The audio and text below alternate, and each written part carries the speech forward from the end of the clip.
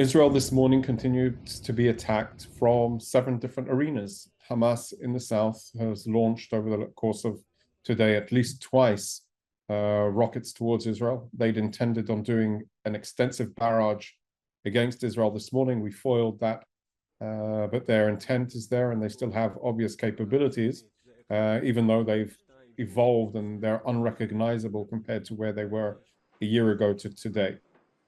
From the north, there continues to be ongoing battles, limited operations, precise operations in the border area, but also strikes that we're conducting against Hezbollah's infrastructure, whether it's in the Dahya, which is effectively the beating heart of Hezbollah's operations, but also against the routes that they try to smuggle the weapons in from Syria, so across the border area, and in the Bekaa Valley, which is where they had many of their large strategic weapons stores. So there continues to be extensive threats for security and safety in Israel today.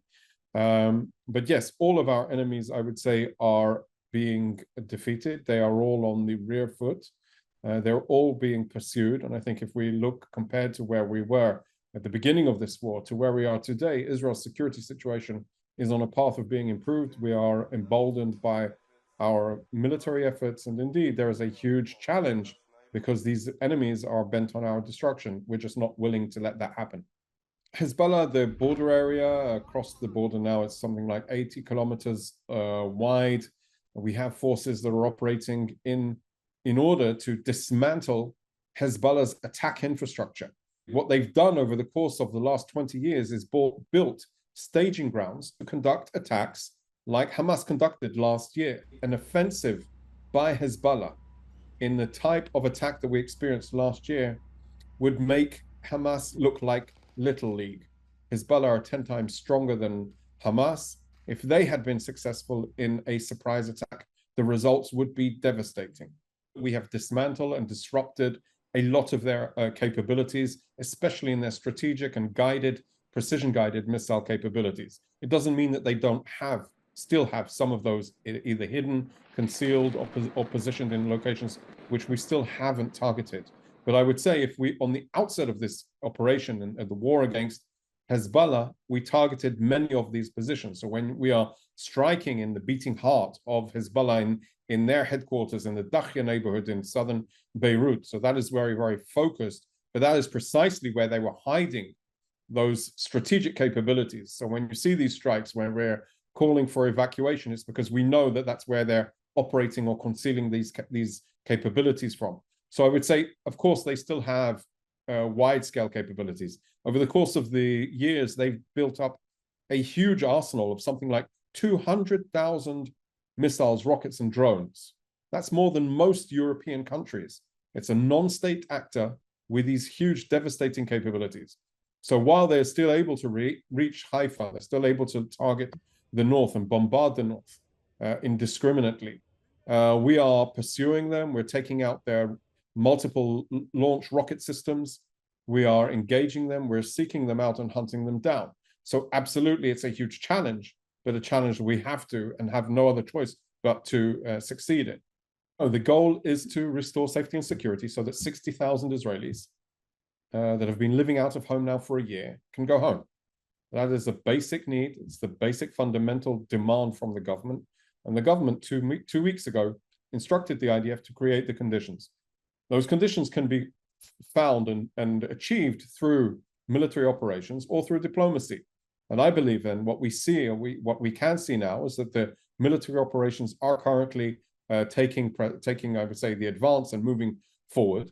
But definitely there is and needs to be a diplomatic ending game that creates the solution, security for Israelis and Lebanese alike. You know, the efforts that we're going to evacuate Lebanese from the force of the war as it progresses, as it is conducted on the ground, as we're evacuating them, goes to show that what we're trying to do is separate and distinguish between the people of Lebanon and Hezbollah, and specifically where they've positioned their capabilities.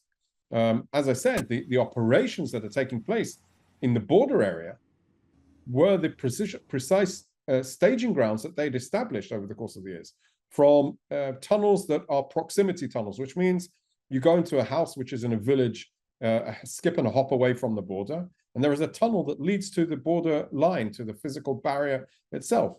So what we've done is taken out those capabilities. What we're doing also is pursuing the capabilities and destroying and dismantling tons and tons of weaponry and explosives that we found there. We're also revealing more and more intelligence. So I think that it will go hand in hand with a diplomatic solution. But of course, this type of threat on our border should never have existed.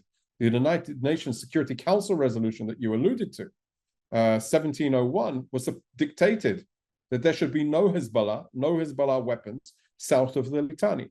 So for Israelis to feel secure, they cannot be there. For Israelis to feel safe and secure, there needs to be a new regime on the border area. And it will result in some sort of diplomatic effort. But in the meantime, we are very, very much focused on delivering the security that the people of northern Israel demand and deserve. Yahya Sinwar is hiding like a rat in a tunnel. That is what we know. He has been and is being pursued. All of his surrounding commanders are being taken out or have been taken out, and he's feeling that pressure. That pressure needs to result in the release of 101 remaining hostages, men, women, children, the elderly. They need to come home. He can make that happen. He has to make that decision. Of course, our goal is to continue to pursue him until we achieve the rescue or release of our hostages. On the ground, we're having continued operations in the north, in central Gaza, and also in the south. They are conducting raids in order to dismantle and destroy Hamas's infrastructure. There is still capabilities, as they just proven during the last hour or during the last day, that they still have capabilities to launch rockets, to try and reorganize, regroup, and conduct some level of coordination of attacks against Israel. And so we'll continue to operate in order to dismantle and destroy those capabilities. Today, they can't pose a threat of a resumed or a second October 7th, but we're not living to live with that type of regime on our border that only aspires to destroy and dismantle and kill Israelis. So from our perspective, the operations, the war effort continues against Hamas in Gaza, and wherever they seem to try and regroup or reorganize, they will be pursued. No country would accept one ballistic missile launched on their territory, let alone 181. So Israel is indeed preparing. The IDF will lay to the government a realm, a spectrum of different capabilities and options that we can deliver. And of course, the government will instruct us, and we will operate in accordance and in a time and manner that we see fit in accordance to the government's instructions. We have the most advanced aerial defense system in the world, but no aerial defense system is 100% hermetic. And yes, we have a system that is a good, positive, and does save Israeli lives. I think all of these will come into consideration when the government makes its decision and what instructions are given. We have to remember here, Iran is the destabilizer of the region. Through their power, through their influence, through their money, through their training, they built these armies of terrorists around us.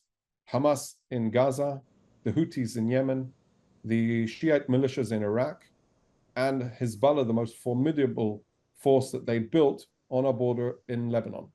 Without Iran, none of these would have been possible. Without Iran, we would not be at war today. So there is a key interest that Iran and the Islamic Republic of Iran do not have this power to influence and disrupt and destabilize the region. So I would say that change needs to happen. Our goals is the military will be given its tasks from the government, and we will implement them.